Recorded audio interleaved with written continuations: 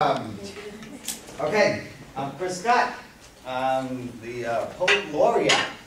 I don't know what the heck that gets me, but they gave me that title December. I've been published 40 times in 21 months. When I first started writing for the paper back in August, they had been in business for 16 months and they had reached the level of 8,000 readers. Great! I told them by the end of the year we'll be over 100,000. They laughed at me. They said, if you do that, we'll get you a steak dinner. I said, oh, well, I'll do that. Come Christmas time, they said, Chris, come on up here in front of 400 vendors. And they said, Chris, I want you to be the first to know we printed 120,000 in December, and you got a steak dinner coming. I went to the stockyard. A little pricey, but it was an enjoyable meal, and it was good. The thing about the contributor, and this is kind of weird, there were people out there that couldn't get $1 in their pocket to get a burger, and I've seen some really crappy people out there. I've lived 18 months with these people. Gave a lot of empathy. There's a difference between empathy and sympathy. Anybody can feel sorry for somebody, but empathy means you've actually walked in those shoes, which is what I've done. I've never been homeless before. I came up here to do what I want to do, is to write. And I don't sing and I don't play a guitar. Kind of hard to be a songwriter when you don't sing and play a guitar. So I had to find another way to get my stuff out. And I chose paper as well as, hey, I was making a couple bucks in my pocket to boot. This is a win-win situation. And because the paper has grown, so many people have been able to get a couple dollars in their pocket. And some people say, oh, well, you know, I've already got this paper and stuff like that. Well, it's not so much getting the paper. Yeah, that's good. But it's also helping somebody to be able to maybe get a burger or be able to stay indoors that night, maybe get enough room for the hotel, enough money for the hotel. There's so much stuff I would really like to cover. Now I don't even know where to begin. I've been writing all my life, okay, and what I thought, there's a connection between songwriting and poetry. There's a connection between the two. Poetry and lyrics, okay, it involves the rhymes, okay, but the difference between simple poetry and then da da da da da da da da, it flows and it rhymes and it's got the right number of measures, but it has no flavor to it. And when we add music, okay, by changing the way the syllables are pronounced, you get what's called a song. Okay, now most songs are written in the format of verse, chorus, bridge, chorus, which is a great way to write a poem, actually. Okay, the themes. Okay, let's talk about themes. What are you going to write about, and is it going to be important? And are people going to want to read it more than once? Okay, a lot of people write poetry out of the pain in their hearts, and it's healing. It's good for them. Doesn't mean I want to read, my life is so bad, I am so sad, and I wish I were glad. You know, but it helped them. Okay, but there are important things to write about also. When you take the time to write carefully, and every word chosen carefully, this word has to be in there to get the thought across, and to make it flow, and to get the thought across.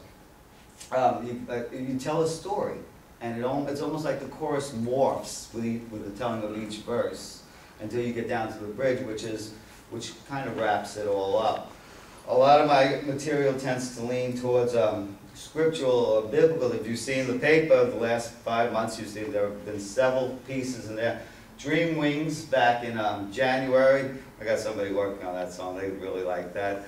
Promised Land. Okay, and that's taken right out of Scripture. Ready to stand in the Promised Land. Keep your head about this month's issue. I don't know if anybody's seen this month's issue, Entertaining Angels. Very interesting piece. Very interesting piece. And I try to stick with the themes of the month. You know, like back in July I did a piece called American Rejection, and Christmas I did a Christmas piece. But the themes of the month, like next month is Mother's Day. Oh, wait till you see what I got for you for Mother's Day. Pretty interesting. But so where are you going to get your ideas to write from? And what the heck are you writing for anyway? What are you writing for? Tell me, why do you want to write poetry? Is it points? You know, get you hey, it's credits, college credits. You got to take the course anyway, right? So you might as well take something interesting. But when you're writing, right? Writing is my career now. It's what I choose to do for a living. I want to be able to make money off this. I haven't done that yet, but I'm having a ball with it. Anyway, so where are you going to get the material to write? What are you going to write about? Okay, I tell you, there's two most important books that I can think of. How to Win Friends and Influence People. This is the greatest book on communication skills that was ever written. I've read it 5 times, I'm reading it again. You can never get too much out of this book. The other thing I get a lot of my inspiration from, of course, is the Bible. The Bible was written by poets, songwriters, and storytellers. The New King James Version, I kind of like it. It almost reads like my songs. Very cool.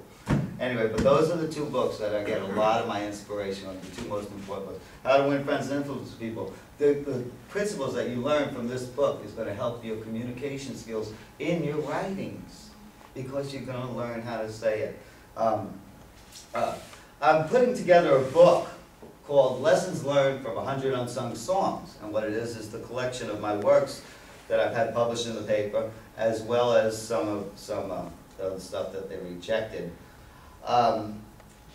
Important thing for any songwriter is to always have a notebook on you. You never know when an inspiration is going to come and when it does. Okay, and you gotta have your pen and you gotta have your notebook. That's important. You should always have. This is what you want to do. You should always be able to catch an inspiration. And then you hit, oh, I got this great idea. I got this great idea. And you write down and you get a line. And then you're hard pressed to try. You force yourself. Don't do that. Don't do that. Don't force yourself. The words will come. Okay, if you had somebody whisper, you had an angel whispering in your ear to give you the idea. Okay. He'll tell you the rest of the story. It'll come. Don't push yourself. There have been times when I've juggled 3 and 4 songs at one time, in no rush to get them done. In no rush to get them done, and they will eventually come out. That's all my catalog got up to 150 songs. So there's no rush. Somebody once told me, he said, try to find a way to say what's already been said 1,000,000 times in a different way. Say it in a different way. That's some pretty good advice. Another wise man said, if I had more time, I'd have said less. And that's actually true, because when you think about what you're going to say really carefully, okay, and when you write out your words, okay, you write out, you got this thing going, and you got a whole bunch of words in there that really don't need to be in there, and they still, hey, you can still get minus this word, or minus that word, okay, and when you get finished, every single word leans on the one before it, leads to the one next to it, after it. Every verse, every sentence leans on the one before it, leads to the one next to it. And it keeps on going until it tells the story. The bridge, you wrap it up. A lot of times, the bridge will turn to something Christian. Now, about the, let me say, okay, can we change society by writing? Writing poetry, is it going to change anything? Is it going to change anything, writing a poem? Maybe, maybe not. But you know, if you're called to do that, if God puts something in your heart, you got an angel whispering in the ear telling you something important to say, gotta make sure it gets out there to where it's supposed to go. I wrote a song. It was, in fact, this was the song. This was the poem. It's called Crack Song. I went through 4 years of crack cocaine addiction. It was, I remember my kids calling up on Friday nights and saying, Dad, where are you? And I said, oh, you know, I had a tough week, and I was sitting there smoking crack. Went to jail twice for that, and last time I went to jail was during the holidays. Not a good place to be during the holidays, and I realized then that I was really screwing up my life.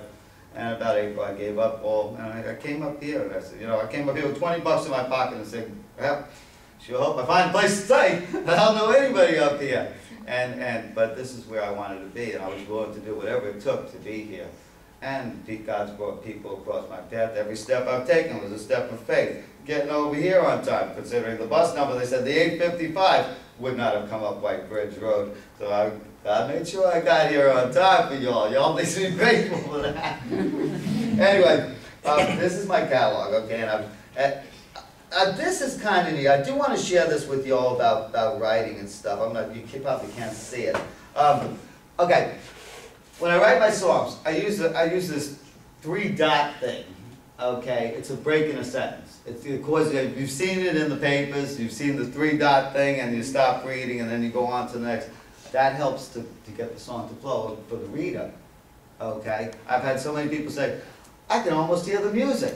Yes, I wrote it like that, and I also center margined it. It gives it a style, kind of looks like a string that's been vibrated like music, okay? But can we change society with words, with poetry? I don't even need to read this, I actually know this song. It's called Crack Song, and I want to share this with you all. It goes like this, okay? Now, what you're going to hear is you're going to hear the difference in the way that the syllables come out. That's putting music to words. Okay, it goes like this, it goes, the party doesn't end till the money's all but spent, and you're wondering how you can get some more.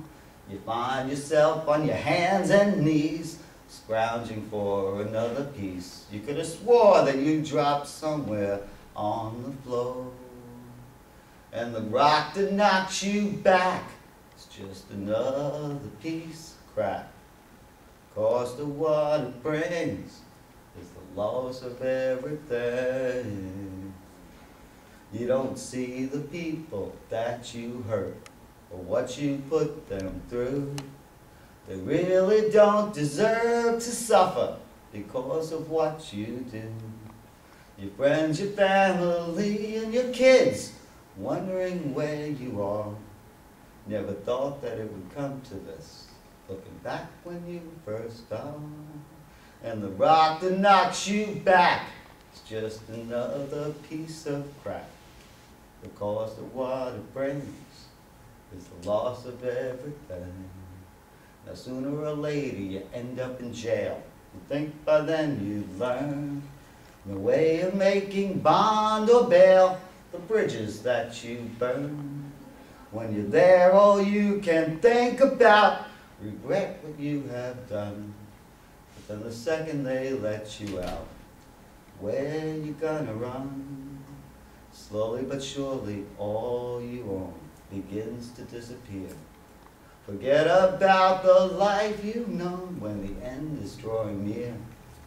You can't keep going on this way, still don't see the light. The only thing you got left to take is going to be your life. And the rock that knocks you back is just another piece of crap. And the cost of what it brings is the loss of everything. It's just a poem. Just a song. Can we change things? Can things be changed with a song? Can things be changed with a poem? Can things happen? When you write, okay, if you say it the right way, you can change a person's life. You can beat them over the head with the Bible. You can, sort of like a story, you try and put them in this church and that church and any church you want to put them, but it's not, it's all about getting through to them. And that's where How to Win Friends and Influence People will be a big help to you and for the rest of your lives. For the rest of your lives, it's going to help your reading, help your writing. I said a lot. I mean, I can go on and on about all the stuff that's going on. The biggest thing about the trip is I'm real happy that people are able to get money in their pockets. And I've got some stuff planned for the future, some interesting pieces planned for the future. It's hard sometimes to get them to publish everything that I want them to publish, especially when I give so much. Anyway, I sent your teacher an email, and it has all the songs. So 7 songs from the last 4 months on one piece of paper, double-sided. You're going to love it. You'll be able to look back on it and reflect on it. It's a real, so now you got to bug her about getting them printed up. But she has the email. She's got the document. So you bug her, she'll get you the 7 songs that I've had published, and you'll be able to look back at them and reflect. I think I've talked for 15 minutes, damn near 20, right? No? Well, we're doing pretty well. Okay, anyway. Any questions? Anybody got any ideas? Let me hear something. Go ahead. Let me hear something. You come, Jack.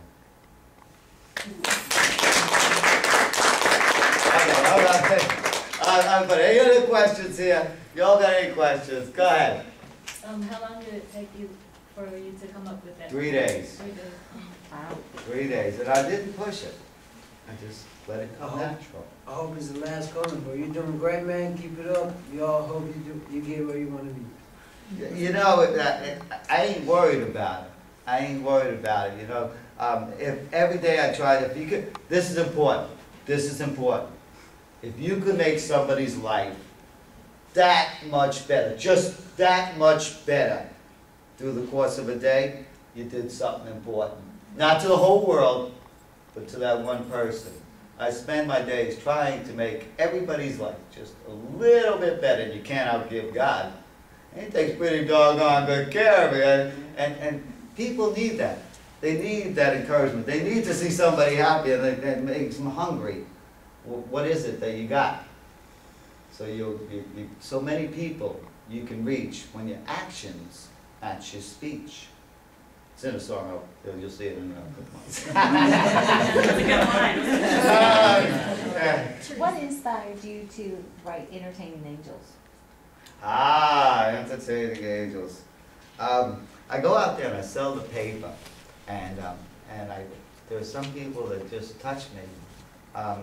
There's this little dirtball kid, for example, and nobody would think much of him. I always give him $1 every morning. He goes in and gets a burrito. A couple of neat times, like yesterday morning, I didn't have $1. I just bought a pack of cigarettes, but somebody just dropped me off an egg McMuffin, so the little dirtball got to eat anyway. God bless him.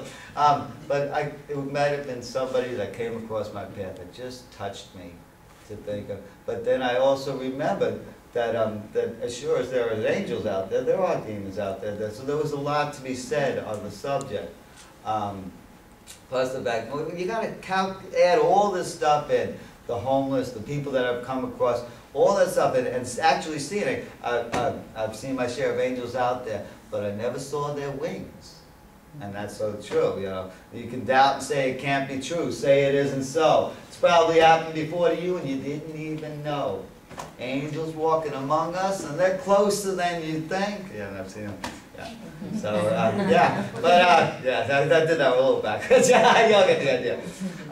But I like the ending of it. As sure as there are angels out there, demons out there too, trying to do their very best to do their worst to you.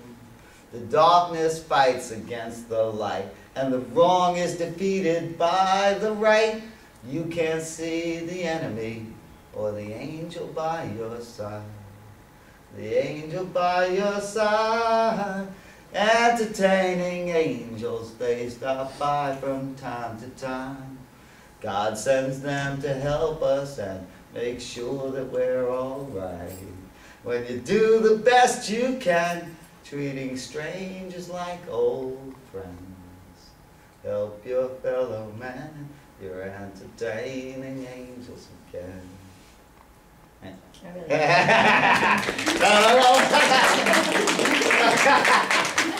Anyway, okay, you want to get back to teaching your class? Well, Chris, we wanted to thank you so very much for coming, for sharing your art with us and sharing your story with us today, and with your assistant Luann coming to film. I hope that we get to see this on YouTube. Please send me the link. Actually, keep in touch. I'd love to come back again and show you all the video if you want to ever do a documentary. It's 37 minutes long, and it's really neat. It shows how I lived in the woods. The campsite I had, the eco-friendly toilet. You got to see the eco-friendly toilet. We get the real stuff here. The video's real cool. Yes, I have one more question. Go ahead. I was wondering, who are some of your favorite poets or writers? Billy Joel. I love Billy Joel. I'm a New York fan. Sorry, I love Billy Joel. I really believe that that songwriters, okay, and then integrating music with the words that you write, being able to sing the poems that it makes a difference. But I believe that songwriters are the prophets of the present day. Okay. God wants to talk to people. He's going to use a powerful political figure. He's going to use a great speaker. No, he's going to use somebody that's heard by everybody, a songwriter. The music that's getting out there. So I truly believe that songwriters and poets are the prophets of the present day, and God gives them the words that He wants, because that's they're the only people He can really use to make sure that it gets to everybody. So it's important what I'm doing, and I think it's helpful. So, go ahead. Do you feel that through this poetry section in the contributor, do you feel that it is having, maybe helping and benefiting, you know, just the actual society that is selling the contributors and your fellow, you know, our fellow men? Do you feel that this is actually kind of maybe their a therapy, like it's helping people to better themselves? Like Did this you section get anything with out of the songs I poetry. sung? Yes. Don't you think everybody's going to get everything out of the ones they read? Yeah. So then I'm basically changing the fabric of society with my writings. You can do the same thing. Yeah. Now, is your message more so for the person who reads it, or is it For the for person who reads it. expression of yourself? That's It's something a, that you're it's a dealing piece with. of my heart for the people that read it. I was a father, I was a big brother, I was a husband. That big brother thing runs strong in me, and the father thing. So I read it for, like I said, you can beat somebody over the head with the Bible, but if you just, you know. Okay, so check this out. There's these two guys, and they're trying to get this calf into the barn. Okay, and they're trying to struggle. There's a calf that he don't want to go in the barn, and that's the way that is. And this little milkmaid, she comes out, and she goes and she sticks a little finger into the little calf's mouth, and the little calf sucking on her finger, and she leads him right into the barn. In the same way, you can try and force somebody, but you got to give them something. You got to be a little more gentle, and you can't. I mean, I'm trying to reach people because I want them to be in relationship with God. I mean, that's important to me, to be in relationship. It's not about religion. It's not about which church you go to. It's about the relationship, and relationship is all He wants. He doesn't want you to be no Billy Graham. He just wants to be with you. He wants you to talk to Him. He wants you to hear from Him, reading the Word and stuff. Go ahead. Do you ever use others' experiences in your songs? Yeah. Sometimes I can't remember too many offhand, but oh yes. After that trip to hell, there was. This is kind of neat. This might be in next month's paper, as a matter of fact. There was this woman I saw, and she was really ragged looking and rough. You could tell the crack cocaine and the lifestyle she had lived for so long had really done its damage. And somebody said when she first came here, she was beautiful. And I said, oh, come on. I said, no, really, she was. And that inspired me to write right after that trip to hell. And the first verse was about her, and it goes, when she first came to the city, she was so much more than pretty. But too many days being in the wrong place left its scars on both the beauty and harm. The weeks and months turned into years, and too many unnoticed tears. And now what you see is not what she used to be. She became a product of her pain, and just a shell of their former self. After their trip to hell, looking at them you can't tell how the mighty have fell. After their trip to hell. You read the rest when it comes out. But yeah, so people's experiences do bring, you know, some stuff in me. Okay, and I was just do you see that a lot of people like to share their stories about how they came to be, or? A lot of people, especially if they're gifted to be a poet, to be able to play with words like that, a lot of them just, they don't use the gift to help their fellow man. They use it to get the pain out of their heart. And that's why you get so many sad ones. Go ahead. What impacted your life the most by writing poetry and this whole experience of finding God and everything?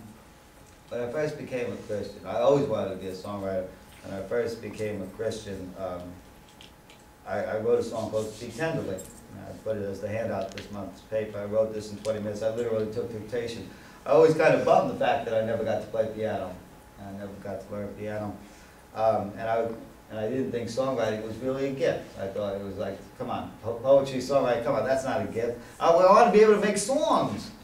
Actually, it worked out to my betterment because a lot of instrumentalists, musicians can fluff what don't work, but they can fluff it with music.